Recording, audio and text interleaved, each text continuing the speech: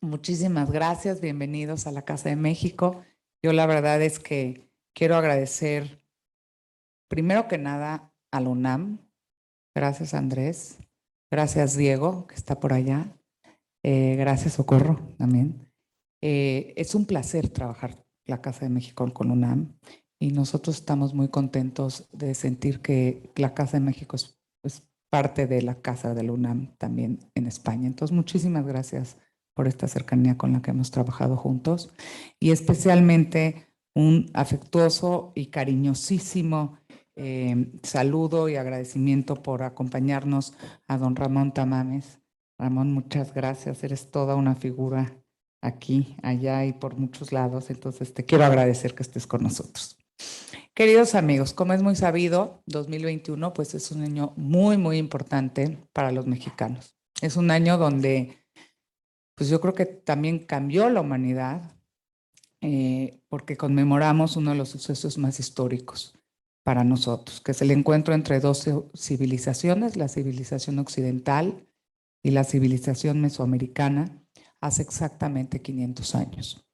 En este amplio marco general es donde surge la colección México 500, una iniciativa de la Dirección General de Publicaciones y Fomento Editorial del Instituto de Investigaciones Históricas de la Universidad Nacional Autónoma de México.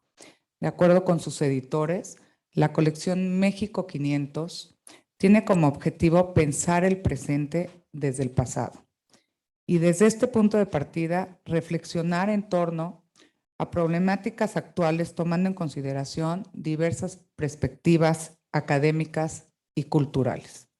Los ejes de la colección son la pluralidad, la diversidad de disciplinas, la inclusión, la perspectiva de género, la cultura de paz y la descentralización. Y la idea de concebir a los interesados en el tema como una comunidad de oyentes. En este sentido, surge para estimular el análisis, la conversación y el intercambio cultural alrededor de un fenómeno histórico que permitió el nacimiento de lo que en la actualidad conocemos como nuestro querido México.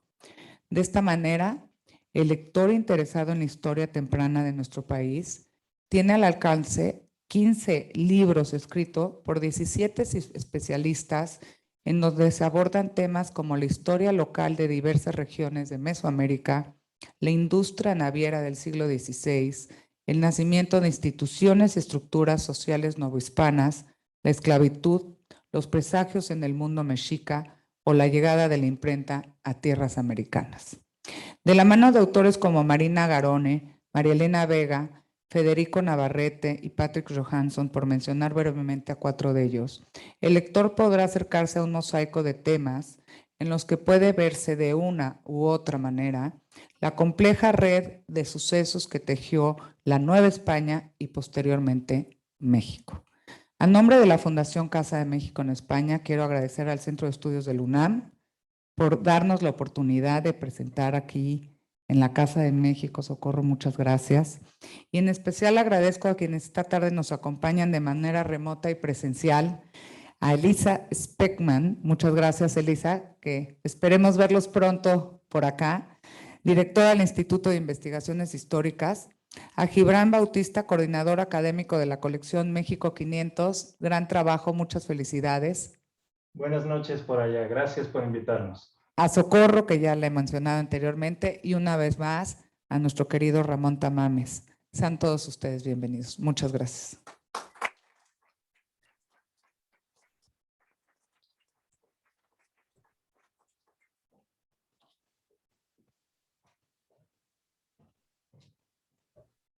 Buenas tardes, muchas gracias, querida Jimena. No tengo realmente nada.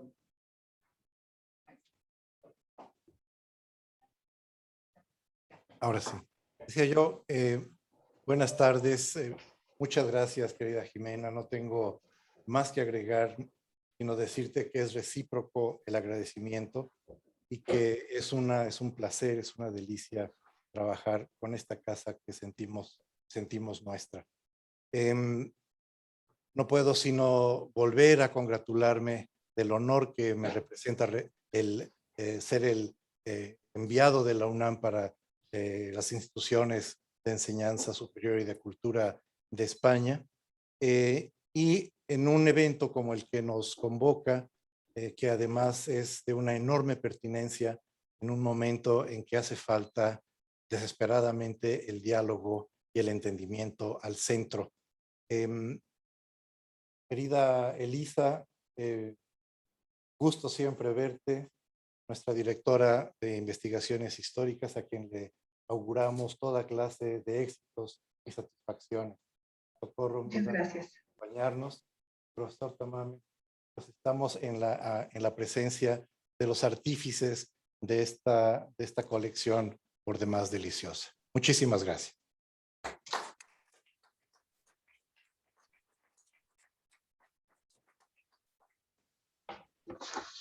Buenas noches, muchas gracias a todas, a todos por acompañarnos aquí en la Casa de México en España. Para la Universidad Nacional Autónoma de México es de verdad una alegría compartir con ustedes este proyecto editorial. Dirijo publicaciones y fomento editorial en la UNAM, que es un área de la coordinación de difusión cultural, así que toca darles un saludo no solo de nuestro rector, del doctor Enrique Graue, sino también de Jorge Volpi.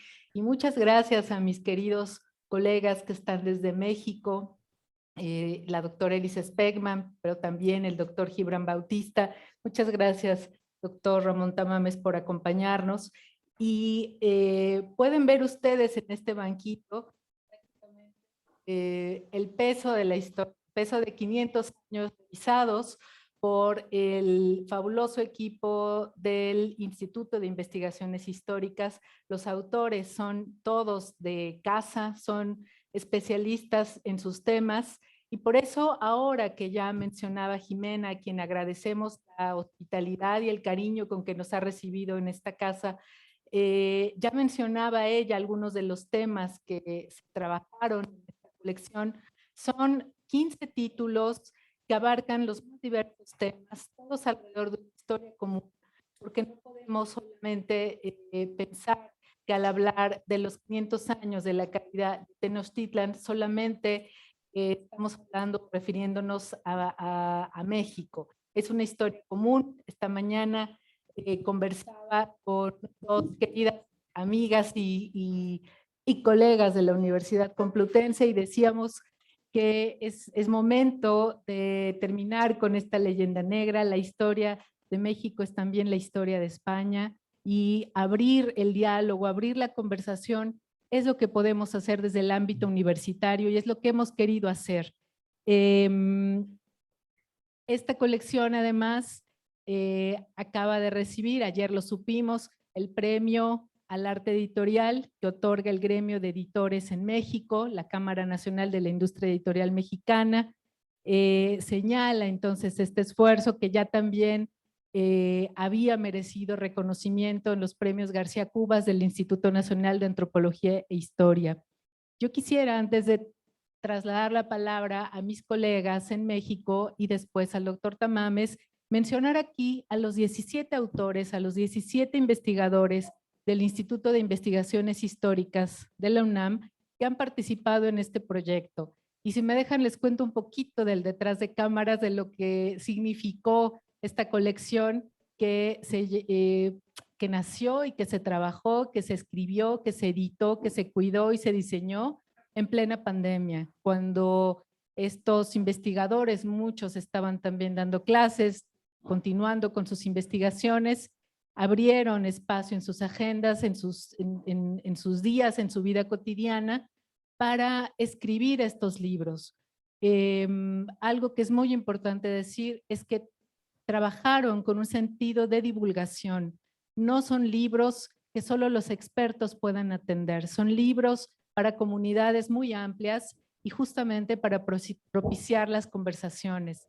Voy a leer ahora los nombres de los investigadores, coordinados todos por Gibran Bautista, que está aquí en la pantalla y a quien vamos a escuchar muy pronto.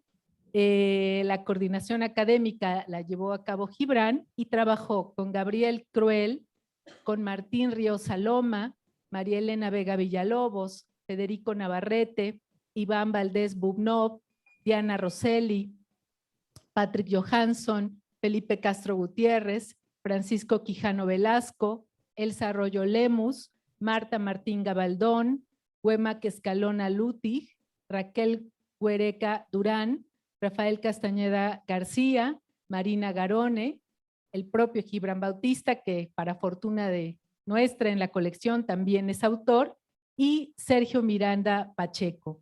A todos ellos, pues yo quisiera extenderles mi felicitación, Gibran, Elisa, por esa razón, el reconocimiento que nos entregó el INAH en un pergamino muy bonito, estará enmarcado muy pronto allá en las paredes del instituto, donde debe de estar para reconocer. Miren, ahí está en pantalla.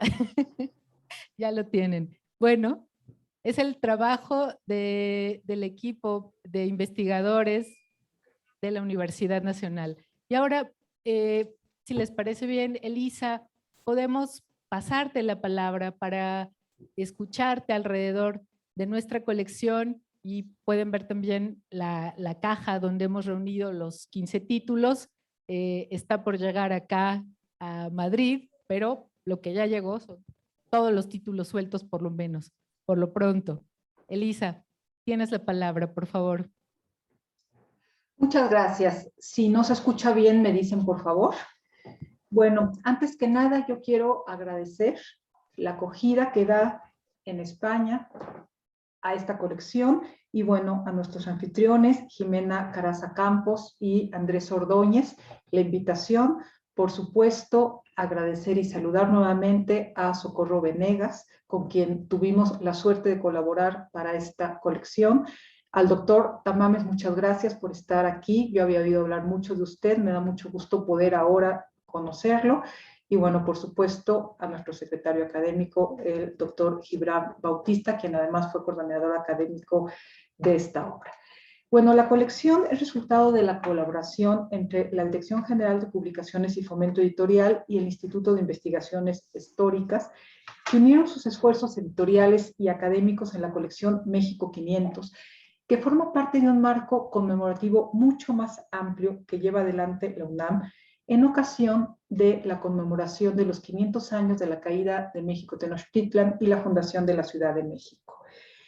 Esta caída de Tenochtitlan dio paso a profundos cambios en las sociedades mesoamericanas y europeas. El acontecimiento fue parte de un proceso mucho más amplio que transformó irreversiblemente al mundo, tanto a los pueblos originarios de América como a los pueblos de tradición mediterránea, incluso a sociedades de África y de Asia. Toda esta complejidad se sintetiza, puede ser leída en los 15 tomos que componen la colección, que fueron escritos por investigadores e investigadoras de la UNAM, una colección coordinada, como ya lo había mencionado académicamente, por el doctor Gibran Bautista y editorialmente publicada en una forma elegante, impecable, por el equipo de Socorro Venegas.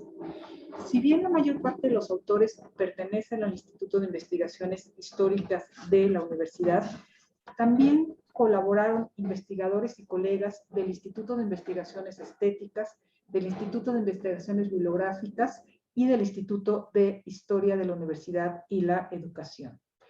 En este volumen, entonces, no solo confluyen varios autores, 17, sino que confluyen diversas trayectorias, enfoques, especialidades, y esto se refleja incluso en los títulos.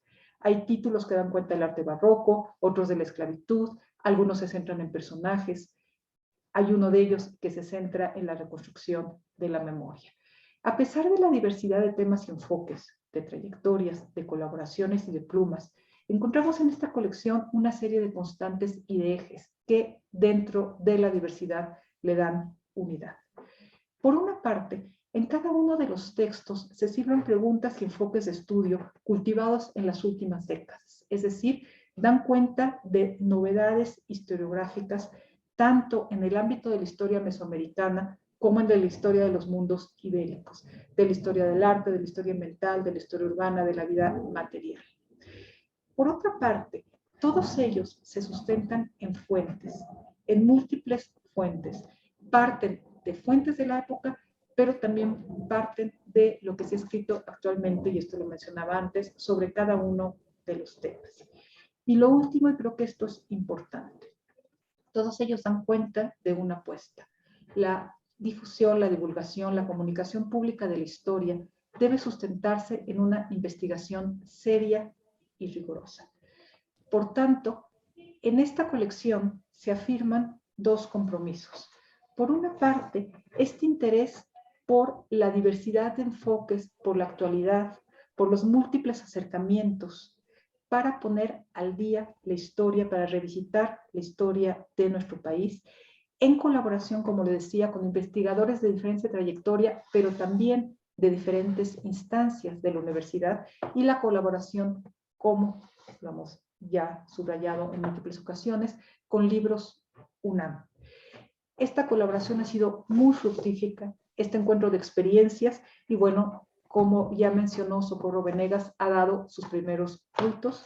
Se obtuvo una mención honorífica en el premio que convoca el INA, Primo García Cubas, en la categoría divulgación.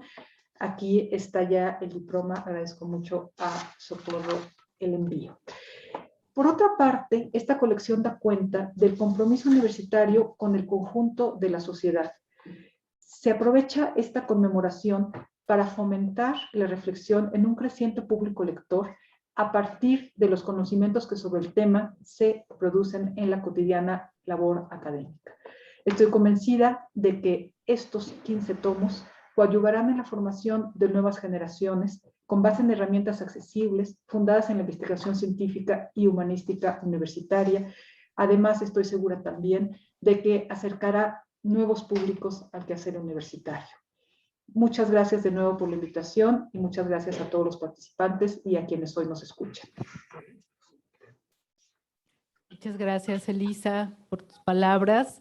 Y ahora podemos escuchar a Gibran Bautista, quien tuvo la nada sencilla tarea de trabajar en coordinación con 17 autores. Tuvimos una serie de reuniones previas, por supuesto, con todos ellos, donde acordamos todas las características importantes para que la colección fuera viable. Por ejemplo, y Gibran podrá abundar también en esto, que no, precisamente porque no se trata de títulos para especialistas, que no se trataba de hacer los libros de historia en la forma en la que estamos acostumbrados muchas veces a leerlos, con las notas al pie, con todo el aparato usual, sino buscando el enfoque de divulgación. Establecimos esas coordenadas entonces para que los lectores pudieran de una manera muy sencilla llegar a cada libro, a cada texto. Gibran, por favor, te escuchamos. Muchas gracias, Socorro. Buenas noches en Madrid. Prácticamente está cayendo la noche por allá, me imagino, es todavía de tarde. Muchas gracias a Jimena Caraza, a el doctor Ordóñez por su acogida. Estamos realmente muy entusiasmados de su entusiasmo y de la posibilidad de aprovechar la estancia de nuestra muy querida Socorro Venegas en Madrid para poder hacer esta presentación. Gracias pues a la Casa de México y al Centro de Estudios Mexicanos de la UNAM en Madrid.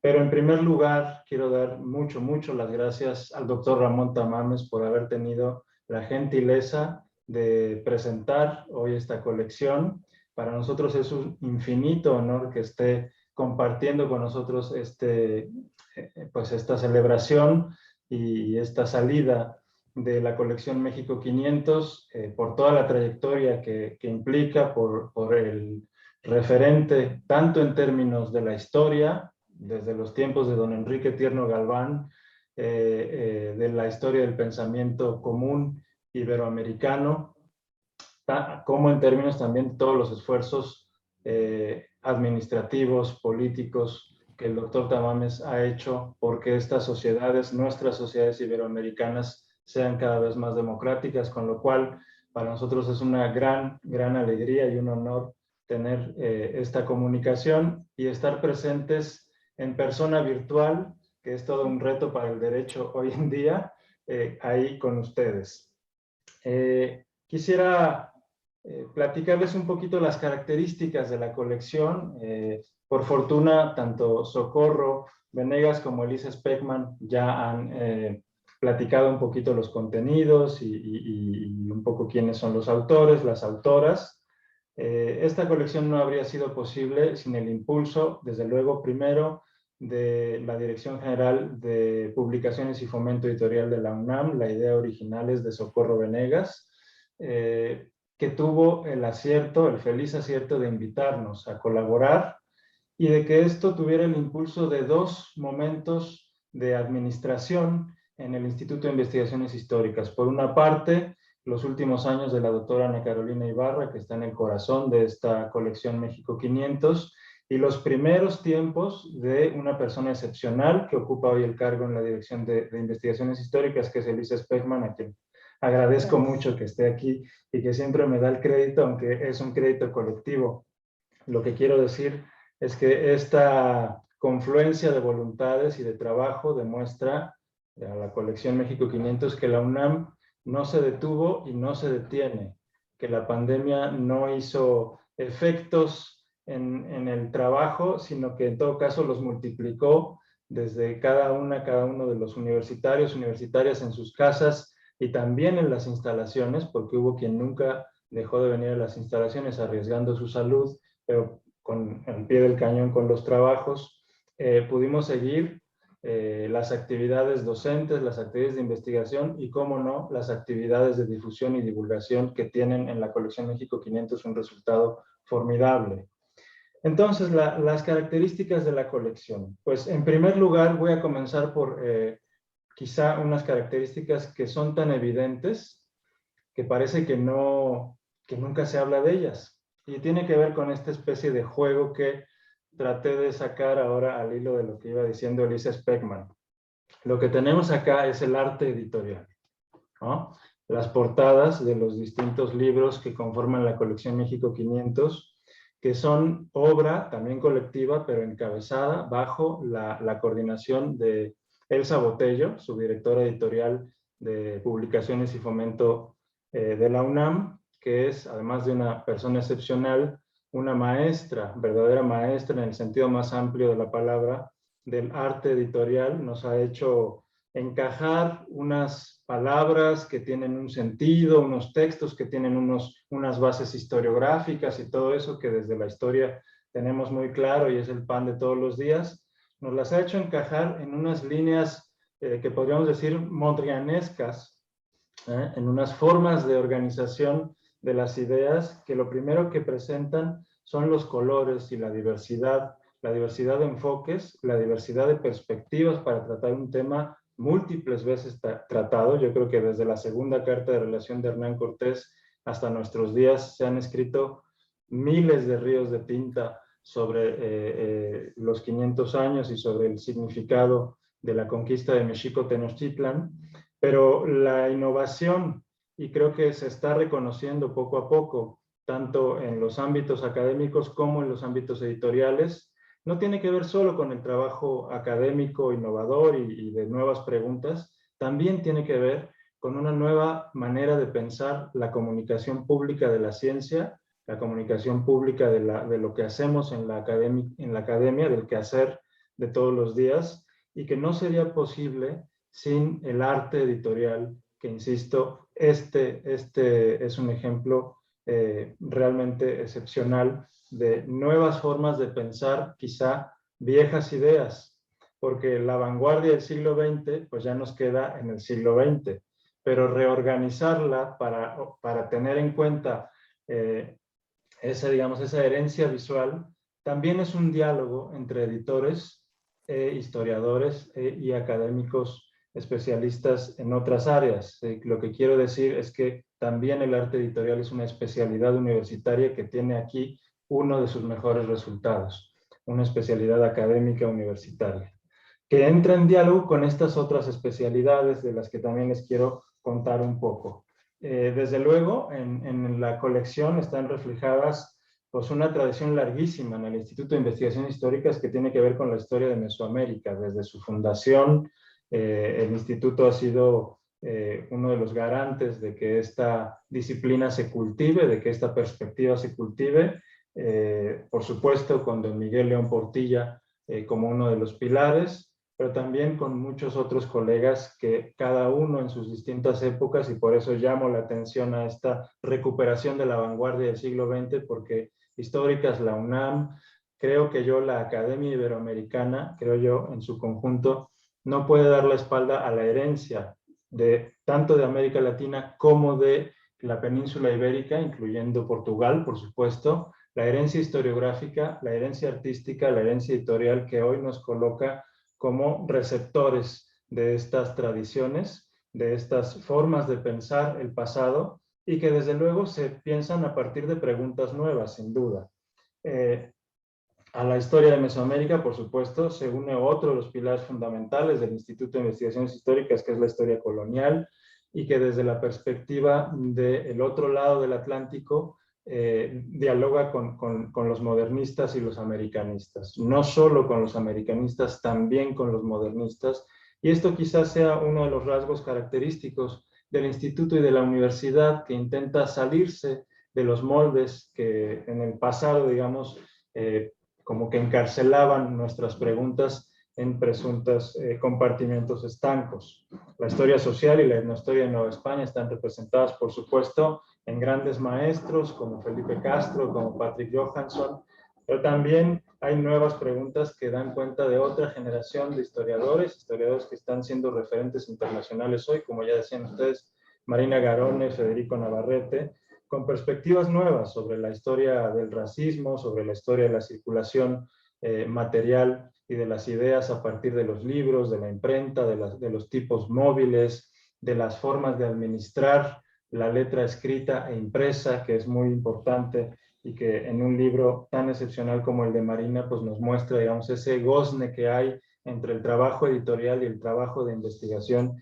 y de historia específicamente, y generaciones más nuevas quizá, como los compañeros de la Unidad Oaxaca, que escribieron este libro sobre historia ambiental a partir del siglo XVI, historia de los materiales para el arte, de la mano del texto de Elsa Arroyo, de Investigaciones Estéticas, que es realmente pues otra perspectiva, ¿no? La pregunta por las técnicas y los materiales y la química de los elementos que confluyen en una obra de arte, desde el lienzo hasta los pigmentos, y cómo a partir de allí pensar también la memoria pintada y la memoria escrita del siglo XVI o de lo que comúnmente llamamos conquistas.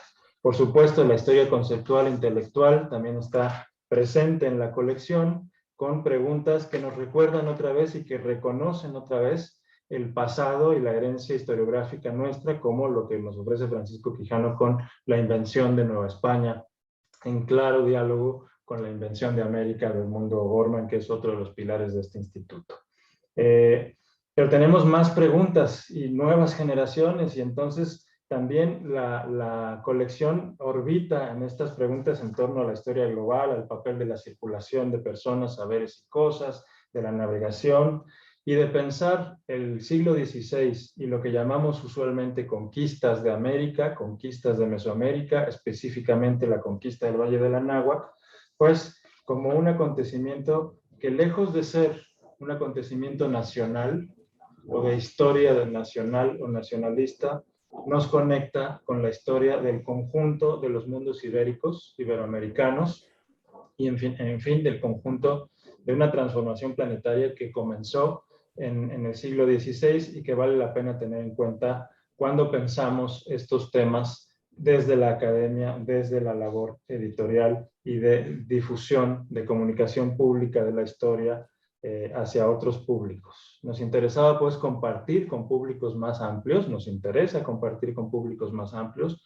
con audiencias que se preguntan hoy por la desigualdad, por la migración, por la imposibilidad de moverse, por las nuevas tecnologías, por las epidemias que son tan importantes en nuestra reflexión cotidiana y lo que impactan en la dinámica social de todos los días.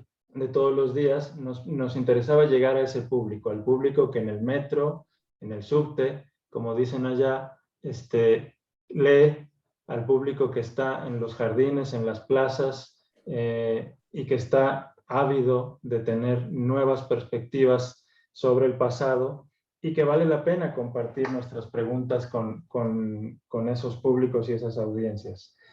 Se trata, pues, de presentar perspectivas que trascienden los discursos nacionalistas del pasado para reflexionar los 500 años de la conquista de Mexico Tenochtitlan en el marco de unas transformaciones que tuvieron lugar a escala global. Y es muy importante tener en cuenta eso, ¿no? Tanto de las prácticas mercantiles como de la conmoción de las distintas cosmovisiones, porque no solo se modificó la cosmovisión mesoamericana, como ya lo explicaba hace tiempo el profesor John Elliott en un texto maravilloso sobre Sahagún, cómo la búsqueda y el descubrimiento de América también se convirtió en la búsqueda y el descubrimiento del ser humano y de la persona desde la perspectiva de Europa y de las preguntas que los europeos se hacían sobre sí mismos y cómo cambió completamente la cosmovisión de los europeos. Creo que es importante tenerlo en cuenta, y este es uno de los episodios, de los procesos centrales de eso, descubrir que también había ciudades, que los marcos de asimilación no podían ser otros que los de lo otro inmediato, como se nombraba en las cartas de relación de Hernán Cortés, a los cúes como mezquitas, en fin, a toda esa impronta multicultural de la península ibérica que aparece en todas las fuentes de estos temas. Y desde luego pensar desde los sujetos, como lo hace Federico Navarrete o Patrick Johansson, preguntarse por el papel de las mujeres y especialmente de las mujeres traductoras. Por supuesto, la figura más importante es doña Marina Malintzin o Malinche, que según lo que cada uno de los términos puede decir una cosa u otra, pero había más traductoras, y esto creo que es uno de los grandes descubrimientos y de los grandes apuntes de estos tiempos, o personajes tan importantes en el momento de la conquista que quedaron en la sombra, como Cuitláhuac, o como los capitanes de los bergantines a los que refiere Iván Valdés Bubnov, en fin, y desde luego lo que nos recuerda Felipe Castro, los macehuales y los caciques indígenas que en el curso de un par de décadas se volvieron los nuevos vasallos del rey de España. En fin, también pensar la colección desde las prácticas, esa es toda otra dimensión, las prácticas agrícolas que impactaron el medio ambiente, pero también las prácticas de la escritura que transformaron tanto la lengua hablada e ideada y proyectada en pinturas que existía, las lenguas que existían en el mundo mesoamericano, como la propia lengua castellana, el latín, como lengua formal de comunicación académica, y la invención de una nueva lengua que va a ser lengua de gobierno, lengua cultural, pero también lengua de gobierno, que es el náhuatl del siglo XVI, y que va a ser, digamos, una co-construcción entre frailes, nahuas, letrados, indígenas de Santa Cruz de Tlatelolco, en fin. Y finalmente pensar la colección también como aportes acerca de las consecuencias. Ya decía yo, las consecuencias ambientales, que dos libros se dedican a esto, el de Sergio Miranda y el de los colegas de la Unidad Oaxaca. El de Sergio Miranda llega hasta el siglo XX, inclusive, a explicar lo que significó para la Cuenca de México la transformación que comienza en el siglo XVI, las consecuencias geopolíticas de la mano del libro de La Conquista y el Mar de Iván Valdés, como si no se puede pensar Filipinas y no se puede pensar el Pacífico hispanoamericano sin la conquista de México y digamos, la invención de Nueva España, y desde luego las sociabilidades producidas después de la conquista, que van a traducir ese pasado en una memoria que siempre, digamos, se negoció, que es un poco el aporte que queremos hacer a la colección, el aporte particular. Y ahí, a partir de allí, pensar más allá de las conmemoraciones, que creo que lo está logrando esta colección. Por supuesto, estamos en un año de conmemoraciones y casi siempre nos buscan a los historiadores cuando pensamos en las efemérides y en las conmemoraciones, pero a nosotros lo que nos interesa compartir con el público, con la audiencia, es que pensamos desde el presente y que eso va cambiando en cada generación, y que lo único permanente es el compromiso universitario, el compromiso de quienes nos dedicamos a cultivar el conocimiento histórico con el resto de la sociedad, con el objetivo de trascender fronteras y de que así como es muy fácil que las ideas y las comunicaciones como hoy trasciendan océanos y fronteras políticas, también sería muy importante tener en cuenta que ahí hay una agenda pendiente de que las personas también pueden trascender fronteras y trascender espacios, porque sin duda una de las características fundamentales de la naturaleza humana es su carácter trashumante, su carácter de migrantes, y que creo que lo presenta con toda claridad la colección, porque si lo pensamos dos veces, el encuentro, lo que ocurrió en 1521, no fue sino consecuencia de procesos migratorios a distintas escalas. Y creo que eso también vale la pena tenerlo en cuenta, y todo lo que significó como riqueza multicultural, tanto para la península ibérica como para los países de América Latina. Y bueno, muchísimas gracias por invitarnos, por estar presentes en esta fiesta que ya llevamos varios meses con Socorro y con Elisa, recibiendo felicitaciones y tal, pero siempre decir que se trata de un esfuerzo colectivo, de un resultado colectivo, universitario, en donde hay distintas especialidades, no solo de la historia, también del estudio de los libros específicamente, pero sin duda el arte editorial es una de las grandes fortalezas de esta colección y por supuesto, insisto, reconozco en todo y en gran medida el éxito de esta colección al trabajo de Elsa Botello, a quien saludo con mucho cariño desde este foro. Muchas gracias.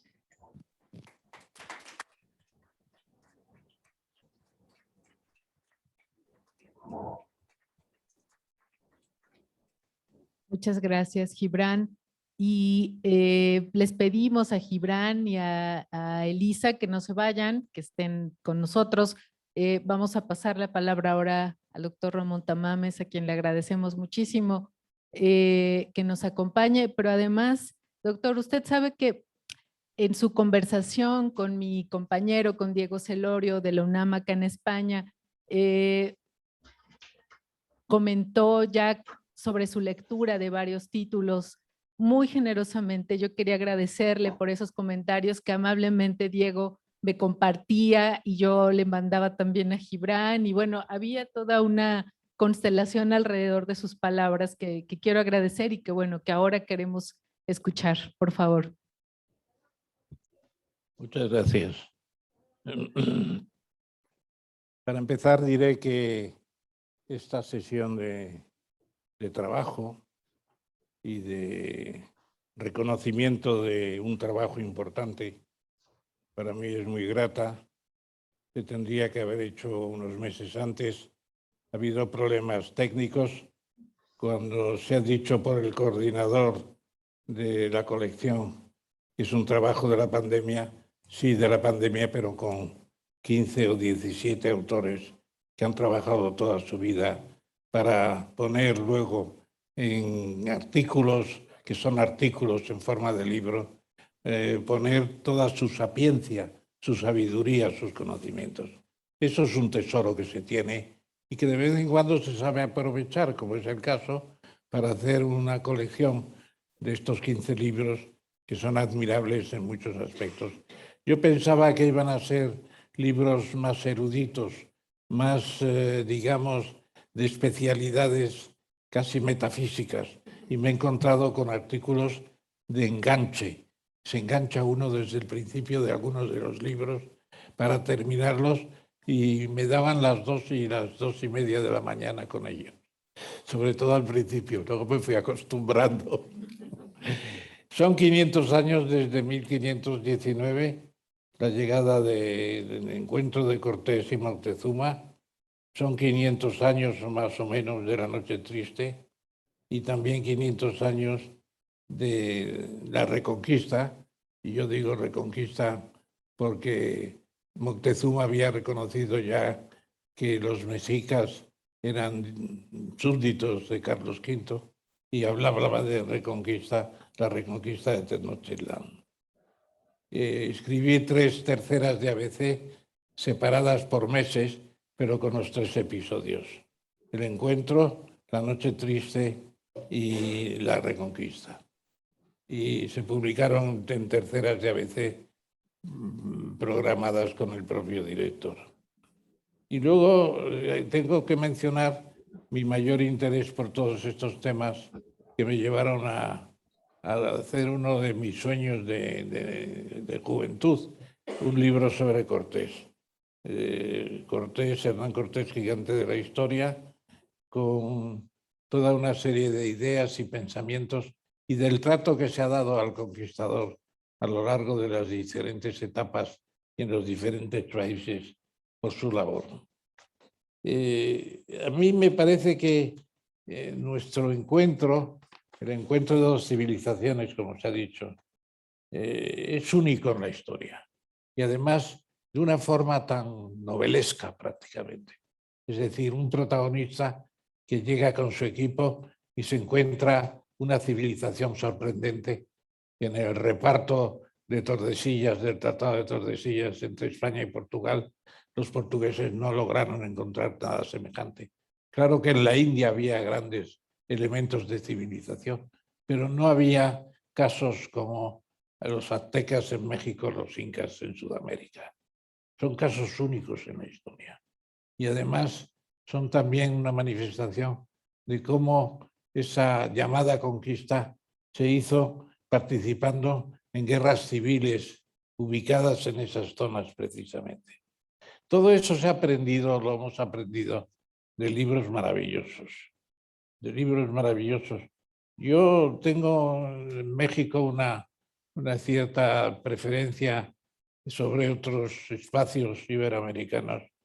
Yo diría que en el año 68 fui invitado por la UNAM y estaba el resuello de la guerra de Vietnam con toda la crítica que había. Yo hice un análisis crítico de aquello y la verdad es que estuve en la UNAM como en mi propia casa, o mejor se puede decir. Y pocos meses después llegaron los sucesos de Tlatelolco, que están precisamente, Tlatelolco está en toda la historia que estamos contemplando ahora.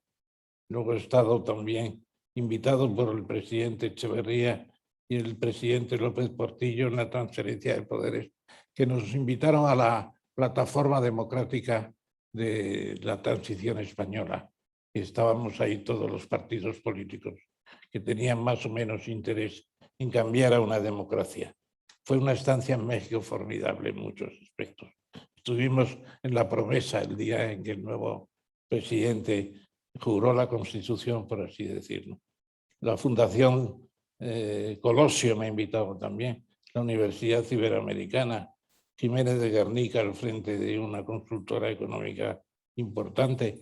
Y luego estuve también en la Organización Mundial de Comercio en Cancún, o también en otros viajes de conocimiento, de presencia. Yo diría que siempre pensando en que esas dos civilizaciones que se juntaron y que tuvieron después un transcurso de 300 años en común, dieron lugar a algo especial. Especial en México, el primer país hispanohablante del mundo, con sus 120 y tantos millones de habitantes, también con sus 55 lenguas originarias. Es formidable, el náhuatl sigue siendo un idioma útil para conocer México en todos los aspectos, desde que los franciscanos y otras órdenes pusieron esos idiomas en digamos, escritura románica, como no se hizo en ningún otro sitio. Hemos tenido mucha fortuna, queridos amigos, de haber tenido el libro de José Luis Martínez, Hernán Cortés. Es un libro único, un libro único. Estuvo Ernesto Krause con su esposa, hija de José Luis Martínez, en casa en una cena y dedicamos un recuerdo a este maestro. Jaime Miralles es una variante de la biografía. A mí me parece formidable, quizá más anovelada, por así decirlo. O Salvador de Madariaga, que yo digo que es el exilio más productivo que ha tenido un español después de la Guerra Civil, porque produjo unos libros formidables. Si Chávez hubiera leído el Simón Bolívar de Salvador de Madariaga, quizá hubiera pensado de otra forma. Pereira Vasconcelos, la UNAM, Diverser y su hipótesis sobre si Cortés escribió también nada menos que la historia verdadera de la conquista de la Nueva España. Yo un día le pregunté en un congreso que hubo en Medellín, precisamente, le digo, ¿y tú crees sinceramente de eso? ¿Estás convencido? Dice, estoy convencido al 120%. Digo, pues sigue con ese 20% de excedente, porque a nosotros no nos vas a convencer. Es demasiado trabajo. Haber escrito una historia como esa es algo formidable. Y luego ya me atreví con mi libro de historia de Hernán Cortés Gigante, de la historia, que es un caballero, un conquistador, es un encomendero, es un emprendedor. Se organiza todo el tema de su representación política con los monjes de la española que regían los destinos. Entonces, Veracruz, el Cabildo de Veracruz, y luego todo lo que es el estadista que crea la Nueva España y que establece una relación, sobre todo después de la conquista, con los indios que se considera protector.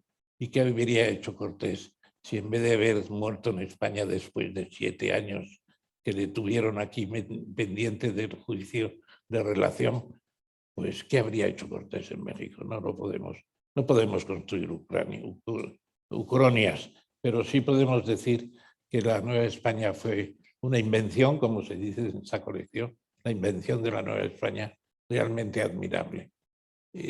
Hay una riqueza en ese tomo, por ejemplo, de configuraciones de gobierno mixto, de la República de Tlaxcala, con los problemas que ha tenido y que tiene seguramente todavía Tlaxcala, las situaciones de organización, se ha dicho, de los laborios de todos los trabajadores de México, desde la esclavitud que existió hasta los enriquecidos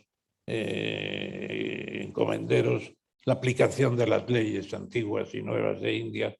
Es un prodigio.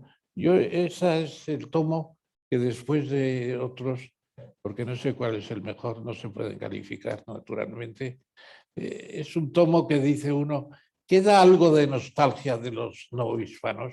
Yo creo que hay mucho de nostalgia y que una parte importante de la investigación, y se lo digo a la señora directora de los investigadores, se lo digo muy sinceramente, la Nueva España es una fuente de investigación formidable. Ya sé que está en Tepozotlán, el nuevo museo del Virreinato. Yo lo visité en mi primer viaje a México con el estudiante Svert, con los republicanos que había entonces acogidos por Lázaro Cárdenas y que estaban allí viviendo el resto de sus vidas, admirados de todo lo que estaban viendo. La ocasión es importante y que se hayan coordinado el Departamento de Publicaciones y Fomento Editorial, el Instituto de Investigaciones, bajo el marchamo global de la UNAM, me parece un éxito. Me parece un éxito de cooperación. Así se escribe la historia, que se dice a veces en otro sentido. En este caso, se escribe una historia sin tergiversaciones y basada en todo un acervo extraordinario. Patricia Galdeano, directora del Archivo Nacional, amiga mía, me regaló un día una especie de pequeña lápida con una carta comercial de Cortés. La tengo allí en casa como recuerdo de lo que es ese archivo impresionante. Nuestro archivo de Indias tampoco está nada mal y seguro que ustedes lo han visitado y eso es un tesoro. Se dice que hay 6.000 legajos. Yo no entiendo tanta cantidad, deben ser documentos más bien, del juicio de residencia de Cortés, que en los últimos tiempos estaba intentando escribir Hugh Thomas, gran amigo mío, y que me decía, hay un tesoro que los españoles no sabéis apreciar, lo que es el Archivo General de Indias.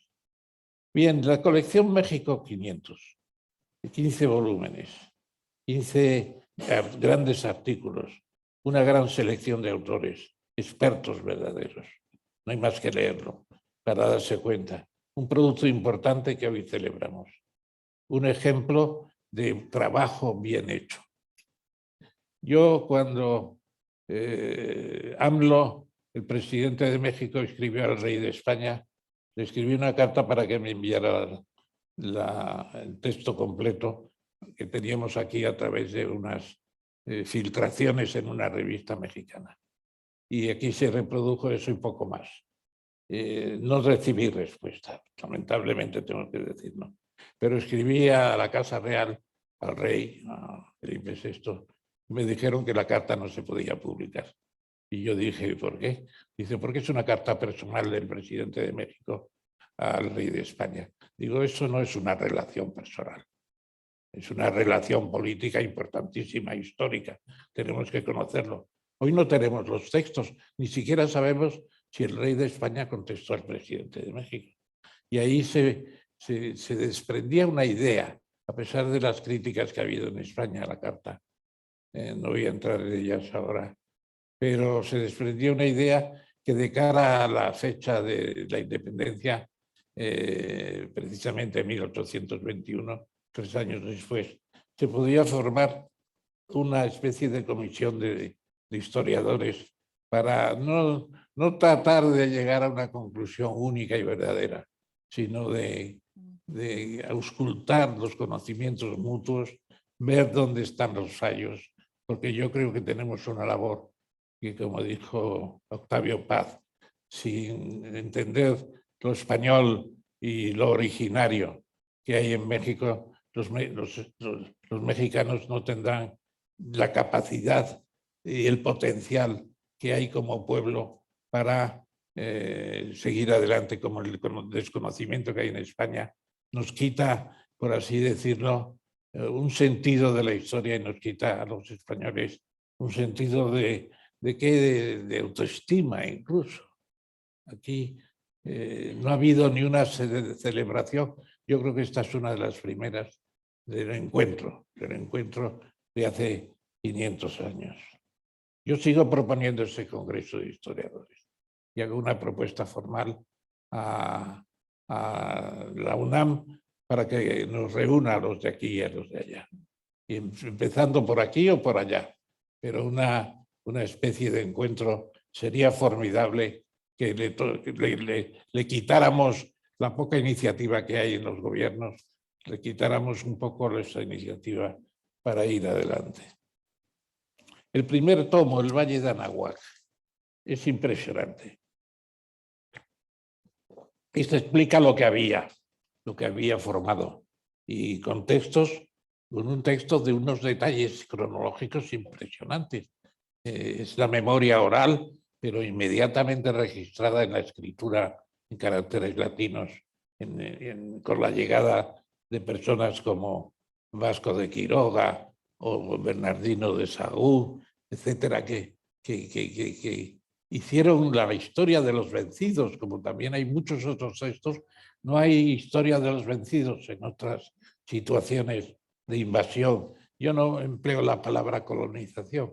Tengo la idea de que los virreinatos son la expresión de que los súbditos eran igual en el virreinato de Valencia o de Cataluña que en el virreinato de la Nueva España. Intentaban por lo menos. Y además creo que la otra orilla está muy bien representada también en la colección. La península ibérica de Martín de los Ríos. Es impresionante cómo ha conseguido un resumen así. Se lee como una novela. Es espectacular. Los que están aquí y se hagan cargo de las lecturas pueden pensar que están viviendo en el siglo XIV y en el siglo XV y en el siglo ya XVI, no, porque ya están las naves allí, pero es impresionante cómo se ha caracterizado lo que era el nacimiento de una gran potencia en su época, que era Castilla, después de unas guerras contra el Islam que hoy se estudian también con gran atención. Esos dos libros son el escenario, dos escenarios que se encuentran. ¿Y cómo llegan unos a otros? ¿Cómo llegan los conquistadores? Ahí me admiró el libro. Hay un libro de la carrera de Indias de José Luis Martínez que se recuerda con esta lectura. La conquista, los navíos, Cantabria y el País Vasco, los barcos, la cosmología, los instrumentos de navegación, una tecnología marítima muy avanzada para el momento.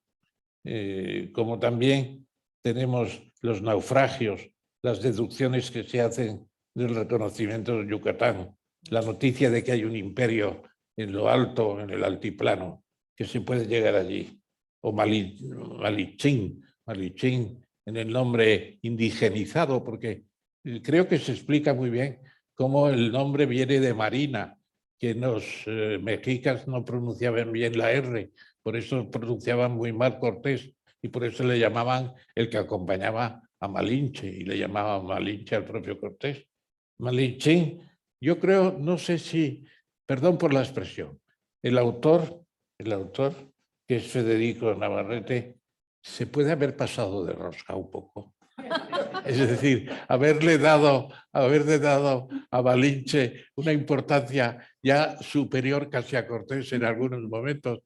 Bueno, es formidable. No era una intérprete solo, era una gestora de Don Hernán extraordinaria. Y él lo sabía ya, seguro que lo sabía. Y además, por si fuera poco, son, por así decirlo, los padres del mestizaje y nunca mejor dicho. Porque Martín Cortés Malinche era precisamente el hijo preferido de Cortés, que lo envió a España y estuvo en hazañas formidables. Hay libros sobre el hijo de Cortés. Quiero recordar también a Carmen Martínez, la profesora de Valladolid de Historia de América, que me ayudó mucho con mi libro y que fue una estrella en el Congreso de Medellín, inolvidable para todos, seguramente porque se hizo con una apertura de miras de mexicanos y españoles pocas veces he visto. La conquista, La noche triste, de Patrick Johansson. Yo este libro lo encontraría también como para leerlo 2 veces, y fue tanta derrota la noche triste, sí que fue una derrota, evidentemente, pero se subsanó en pocos días. La batalla de Otumba yo creo que se le da poca importancia. La batalla de Otumba es una recuperación de la autoestima y el mejor anuncio para la llegada a Tlaxcala y organizar el asalto a la ciudad. Ahí tenemos la preparación de una gran batalla naval, un episodio formidable que se ha estudiado, cómo se hicieron los bergantines, el traslado de las piezas, etc. O tenemos también los portentos y presagios. A mí esta parte me gustó mucho, de Diana Rosselli, porque Quetzalcóatl le había dicho a Moctezuma que unos dioses barbudos y de piel blanca llegarían y acabarían con la civilización mexica azteca. Se explica muy bien en algún pasaje que se debe diferenciar y que azteca viene de Azatlán, que es el origen más al norte de los que llegan de Suecia a México y hacen la construcción de los mexicas. Bueno, pues yo creo que ese paralelismo todavía no se ha estudiado. Un lado piensan que llegan los dioses barbudos de piel blanca, que son los españoles, los castellanos fundamentalmente, pero también hay de todo el resto de España hay mucha gente. Y ellos también piensan que son enviados de los dioses, o por lo menos del Papa, porque Alejandro VI, cuando hace la bula de 1493 y adjudica a los reyes de España, ya literalmente los reyes católicos, a quienes da ese nombre también él mismo, pues ya dice esa tierra descubierta y las que se descubiertan son de Castilla para ser evangelizadas. Vais en nombre de Dios. Bueno, es interesante también. Los 2 lados de la orilla y de la contienda estaban inspirados por sensaciones en muchos aspectos muy parecidas. Tenemos pues todo un examen de cuestiones verdaderamente formidable. Y los 4 libros sobre la Nueva España también me han causado una impresión única. La invención de la Nueva España Francisco Quijano Velasco. Es donde se siente un poco la nostalgia de esos 300 años, esos autogobiernos que hubo, esos sistemas de comunidades indígenas, los hospitales, las escuelas, como ha mencionado el coordinador, la enseñanza del latín al mismo tiempo que el actual y prescindiendo en muchos aspectos del castellano y del español para la nobleza azteca. Eso es único. Realmente esa investigación, lo decía, es una investigación que debe proseguir, como también es interesante nobles, esclavos, laborios y macehuales. Ahí he tenido que utilizar el diccionario para entender algunas de esas palabras que son puro castellano antiguo, pero con una mezcla ya de natural en cierto modo. Con la importancia que ese idioma tiene en el nuestro castellano español. Yo siempre lo digo, de cantidad de nombres que tenemos y que a veces no emparentamos con aquella época y aquellos momentos. Esos 4 libros sobre la Nueva España, sobre la esclavitud africana en el futuro de la Nueva España, el predominio en Veracruz y la zona costera de los antiguos esclavos negros recomendados por el padre de las casas. El padre de las casas es muy maravilloso para muchos, pero igual que a los indios procura tratarlos bien, desprecia a los africanos. Y prácticamente para él es como si los africanos no tuvieran alma.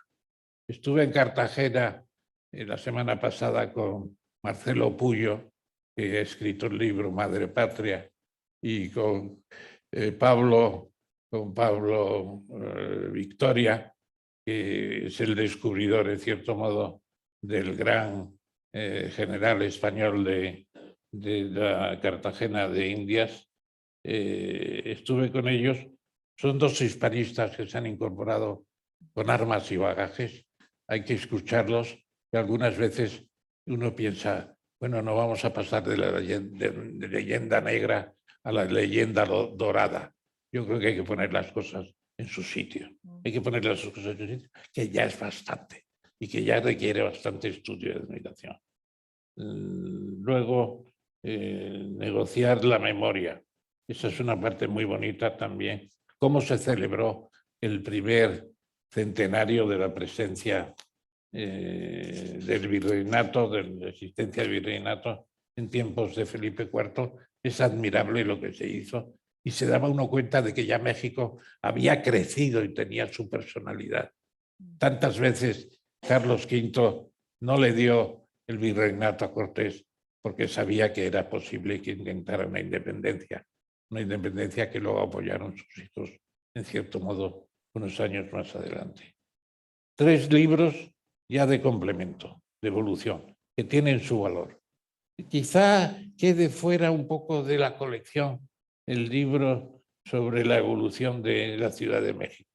Es muy interesante cómo empieza, pero después ya se deriva a las grandes obras hidráulicas. Es interesante, como digo, porque es la transformación de la ciudad lacustre en una ciudad moderna con todos sus problemas, que los tiene, y muchos. Pero interesante desde el punto de vista de construir sobre una laguna y sus consecuencias. O el libro de la imprenta, que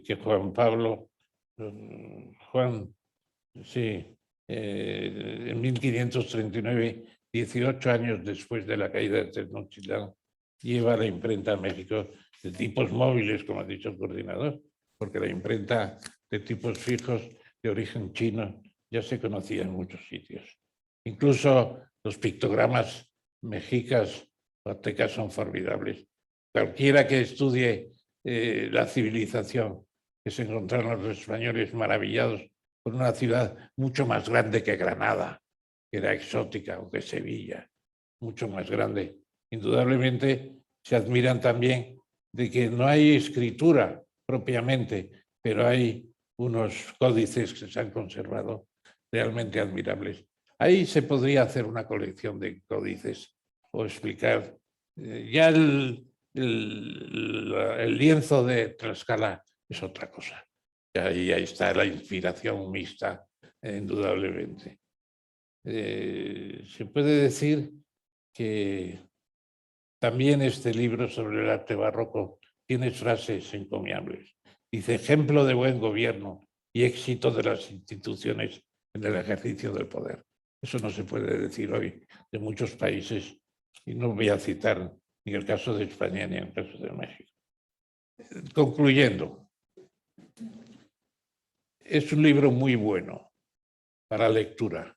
Confieso que cuando me encuentro con un libro muy grueso, con un cúter, que dicen los catetos, con un cortador bien afilado, los segmento en libritos como estos para leerlos cómodamente. Luego les pongo una goma y han tenido ustedes una decisión óptima. Esta es la forma de presentar. Así que se puede leer. Letra clara, suficientemente grande. Todo eso hay que tenerlo en cuenta. No puede ser el desastre de predominar una serie de ilusiones sobre realidades necesarias. Yo creo que este libro, si lo vieran José Luis Martínez o Miralles o Pereira o Vasconcelos o Octavio Paz, estarían orgullosos de que la UNAM haya hecho un trabajo así. Haya hecho un trabajo que yo les recomiendo ahora que estudien el marketing, que no se quede el libro en los 1500 ejemplares que dicen en algún lugar que se han hecho. Eso es una declaración mexicana, siempre dicen en la tirada de los libros, aquí no se dice nada, no se sabe lo que se ha hecho. Pero en realidad tienen ustedes que ir a cifras mucho mayores porque es una historia única, es una historia única. Se lo digo con el mejor entusiasmo. Valió la pena hacer este trabajo. Es el mejor recordatorio de los 500 años para España y para México. Muchas gracias.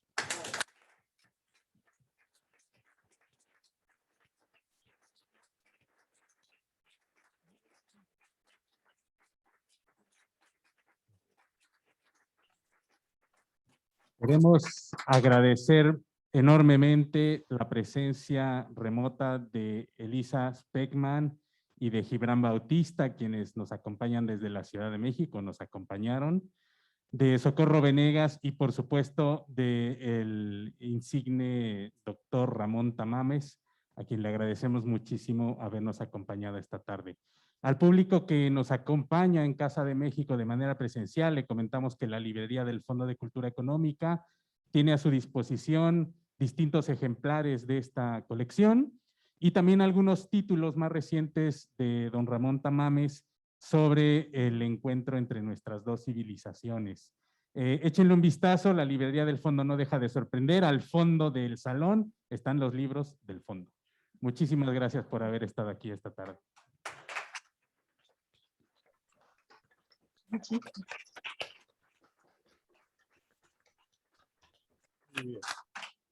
Bueno. Muchas gracias. Gracias, don Gracias. Ramón. Gracias, Socorro. Muchas gracias a todos. Muchas gracias por la invitación.